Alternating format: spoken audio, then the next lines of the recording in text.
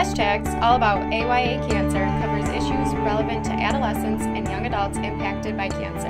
Hashtags is a video podcast series presented by 1330 Cancer Connect. Hey everyone, welcome to Hashtags. All about AYA cancer. I'm Sabrina. And I'm Steve.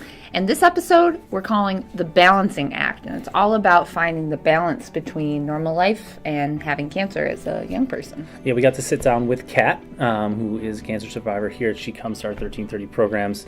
Amazing woman. And she was diagnosed when she was in college at Buffalo. And I don't want to give too much away, but she really talks about everything that she went through and how she kind of balanced. She did her balancing act, so to speak. Right. So, yeah, Cool. Without further ado, let's talk to Kat. Let's hear from Kat.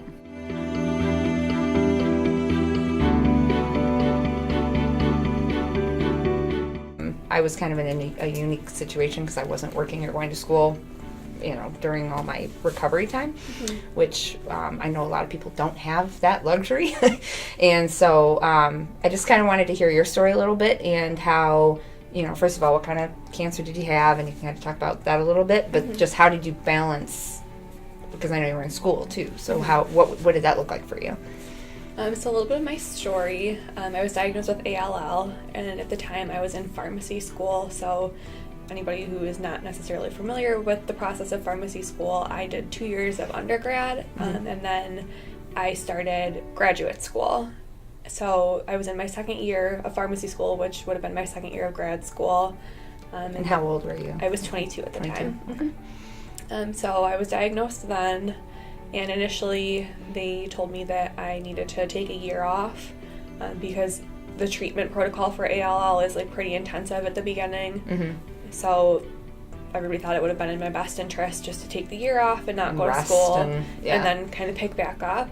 But I think for me, going to school at the same time was beneficial because I had something to do that wasn't really focused on cancer. Yeah. So for me, it was the escape that I was able to use not to think about cancer and think about kind of everything else that was going on. So I think that's one of the reasons why it was so easy for me to balance it, because I didn't necessarily look at school school. Right. It was oh wow, I get to do this normal thing that I otherwise wouldn't get to be doing. When you were going through treatment and all of that, what did that look like with trying to also get school done and do work? And was that hard? It was difficult. Some of my schooling I had to kind of do on my own, so exams I had to make up on my own time. And then I went part-time at first just because I had to be back in Rochester so much. Traveling back and forth between Rochester and Buffalo, it wasn't possible for me to be there full-time. So it was tiring. Chemo in and of itself is tiring, but then having to get up and go back and forth 3 times a week for a portion of my treatment was tiring. So I always had some friends. I always appreciated honesty. I love my friends, and I loved when they were able to say you don't look good today. And I was thanks, I don't feel good today. But it's kind of nice to have honest people in your life who are oh, you look great. Right. Because when you don't feel great, it doesn't always feel good to have people be oh, you look so good today, or you look like things are going well. It's nice that people recognize hey, you look like a hot mess. How are things going? Exactly. So. Well, I know I have friends who, when they've had to shave their heads or whatever for chemo, and everyone's you're beautiful even without hair. I'm I don't know that that's the right thing to say necessarily. I don't know. I didn't have to shave my head, but I know that, I don't know. How did you feel about that? Because I know you had a wig for a while. Yeah. I actually liked not having hair. For me, my scalp was really bothering me when my hair was falling out, so it kind of got to the point where I was please just take my hair off. But I know everybody struggles with different things. For me, my body changed a lot with the steroids that I was on, so every time I had to take a steroid, my face would get so puffy, and it would stay like that for a few weeks and then go back down. So depending on the week you saw me, people could kind of tell where I was in my treatment, and I struggled with that a little bit. So I think everybody has that one thing that bothers them, but you just find a way to get through it. It's not permanent. Yeah. I just finished treatment back in August, and I was expecting, yay. I was I'm going to go back to normal, and everything is going to be how it was before I got sick. And I didn't expect that I needed to give my body some time, but I think just kind of back in January is when I really started to feel like myself again, which was good. But I think that's important too for anybody who's like going through cancer, whether you have 2 years of treatment or 2 weeks of treatment. Right. Like, you just went through something so like profound, and it makes a big impact on your body, and you need to give yourself time. Yeah. And I was the same way, because I thought, I just have to, for me, I didn't have chemo or radiation, but I still had to learn how to, speak and chew and swallow again. And so like going through all the therapies, and I was like, I'll be fine. But there's still residual stuff even now. And I'm like almost 3 years out, and it's like, didn't think I'd be dealing with this still. Yeah. So just kind of like having grace with yourself and where you're at, because every day kind of changes. Yeah. Besides, obviously, contacting your oncologist or whatever, do you have any ways that you kind of just like stay centered and calm yourself when you're going through, if you're feeling like, oh my gosh, what if this is something, or do you just freak out and then? I definitely have a very strong support system in my family, my boyfriend, and my friends. Like, if I picked up the phone, if I needed to talk to my mom, if I needed to call my boyfriend, or if I just needed to text a friend, like, they're always really good about saying, like, I know why you're worried, but it's probably nothing. Right. So that helps. Yeah. And then I like to exercise, and I think that's good to just like take your mind off of stuff. But having an outlet, whether it's like exercise, or some people like to write or paint, like just anything to kind of take your mind off of things that are going on is very beneficial. Right now, the frame of mind that I'm in, it went by really fast, but I know like when you have days when you're worried like about a lymph node, or you're worried if you're having an ache and pain, then it seems long. So I think it's all about the frame of mind. But even this morning, I was just brushing my teeth, and I was thinking, like, I was so focused on going back to normal when I finished treatment. But in reality, like, I was 22 when I was diagnosed, and I'm 25 now. Even if I hadn't had cancer, like, I'm such a different person 3 years later, and cancer doesn't change that. So I think something important that I kind of had, like, this revelation this morning is, I don't really think there's such a thing as going back to normal, maybe going forward to normal.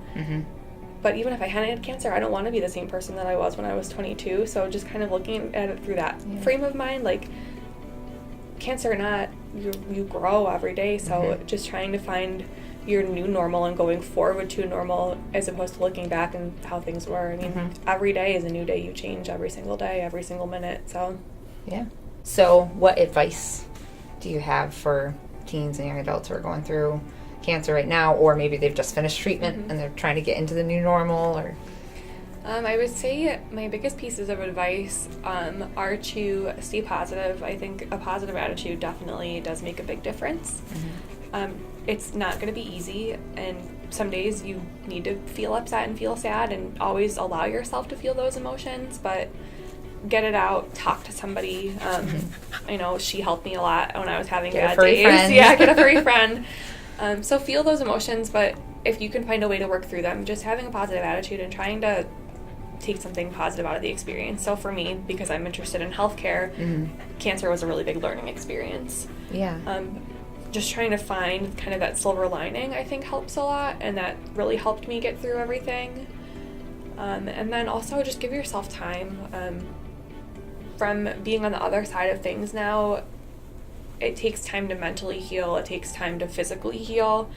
And if you're trying to rush that, you're just doing yourself a disservice. So now, being a couple more months out, I can see that at first I just needed to take it slow, and that's okay. You don't need to go back to how things were, because whether it was 2 weeks or 2 years, you're different.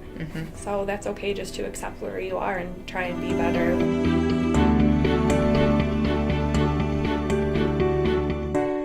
Thank you, Kat, for sharing a little bit about your story and how you were able to, really balance everything that you were going through. And it was awesome to have you bring Belle on. She's so adorable. Little corgi. It was awesome. And I like how Kat wanted to bring her on, and she talked about it, and it's her support and what she is part of the balance that she needed when she was going through everything. Yeah, exactly. And I really appreciated being able to sit down with Kat and speak from my personal experience, and being able to make that connection with her, both being survivors. And I mean, that's what we do here at 1330, is we are making connections like that. And so, these are the conversations we have. And it's organic and it's awesome. I love how when you guys just sat there, and it turns into just a free flow conversation. I know it's an interview, whatnot, but it's just amazing to see that. Yeah. Just live. Yeah, it's really cool. And so some of the takeaways that I personally, and I think you as well, but things that I wanted to reiterate was, first of all, she talked about giving yourself space and time to heal. And we've talked about that in previous episodes, but that whole idea of, you got to give yourself space and you have to give yourself time. You can't get to that point where you're like, oh, I'm in remission, everything's fine. Or even when you're going through it and you're like, oh, it's so long of, this isn't healing or this isn't happening, whatever. You got to remember you have to give yourself time. And it's so important. And then on top of that, find activities or find a support animal like Belle, or find things that are going to take your mind off of your cancer, because you can be consumed by that. And I've been in that space where it's, day after day after day, you're thinking of only one thing. You have to find the balance between, dealing with your cancer and just normal everyday life. And finally, so deep, where she was talking about to remember your new normal. She said even 2 years ago, she wasn't the same person that she is today. And I love how she related that to not even being somebody, someone without cancer. You aren't the same person. There's always a new normal. There's always something new that's going on in your life, whether you had cancer or not. So I thought that was really interesting for her to say that, and her perspective on that. I thought it was really neat. Yeah, I agree. Well, awesome. So thank you everybody for joining us. And how are we going to wrap it up? With the old power clap. Everybody ready out there? Power clap. 1, 2, 3.